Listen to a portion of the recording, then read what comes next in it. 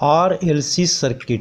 In this video I am going to analyze this resistance, inductor and capacitor connected in series, and this combination is connected to an alternating voltage source given by V is equal to V naught sin omega t, where omega is angular frequency of this voltage, t is time, V naught is peak value of this voltage, and V is voltage at any instant. So when this voltage is applied, then current flows in this circuit.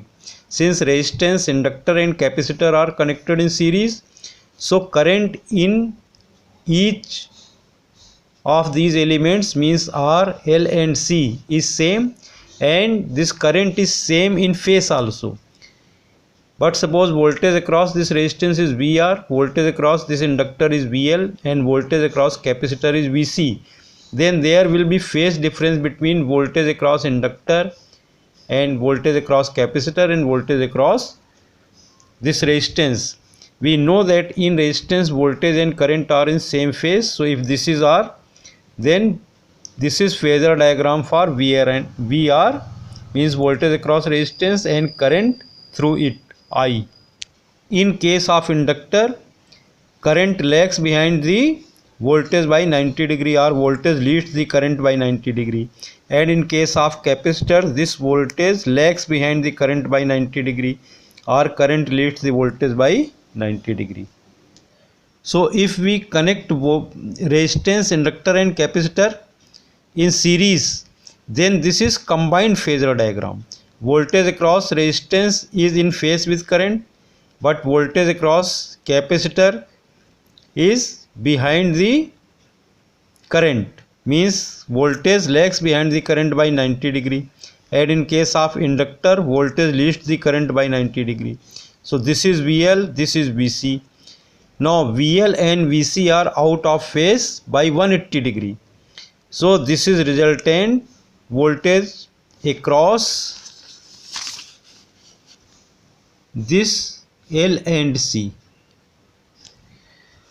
So net voltage is given by this diagonal V. Complete this rectangle. This is VR, this is VL minus VC. So this V square is equal to VR square plus VL minus VC whole square, or V is equal to under root VR square plus VL minus VC whole square, and tan phi means phase difference between voltage and current. This is clear that tan phi is equal to VL minus VC upon VR. Now if angular frequency of this alternating current is omega, then inductive reactance XL is equal to omega L, and capacitive reactance XC is equal to 1 upon omega C, and this is resistance. So this is clear from this diagram that this impedance Z is equal to under root R square plus XL minus XC whole square. Now XL is equal to omega L and XC is equal to 1 upon omega C. So this Z is equal to under root R square plus omega L minus 1 upon omega C whole square. Z is equal to under root R square plus bracket omega L minus 1 upon omega C bracket closed whole square. Now here, since VL is greater than VC, so current lags behind the voltage by 5 degree. So I is equal to I naught sin omega t minus phi. Now this tan phi is equal to VL minus VC upon VR. So this tan phi is equal to XL minus XC upon R. This is equal to omega L minus 1 upon omega C divided by R. Now if VL is less than VC, then voltage lags behind the current by 5 degree. So I is equal to I naught sin omega t plus phi.